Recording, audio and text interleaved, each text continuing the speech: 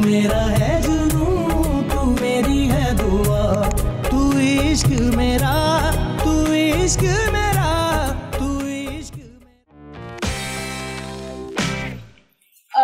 ये हमारा फॉर्म है सर, इसे फिल कर दें और इसकी फीस है 5000। ठीक है, ये ले 5000। 5000?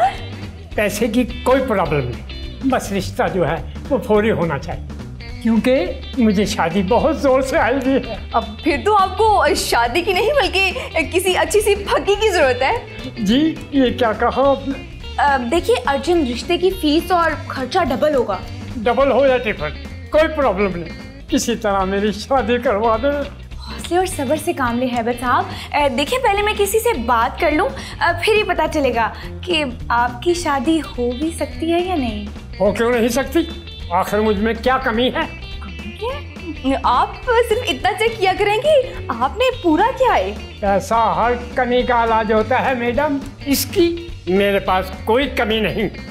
ये और पैसे लें। अब बताएं कब मिलना है और लड़की कौन है?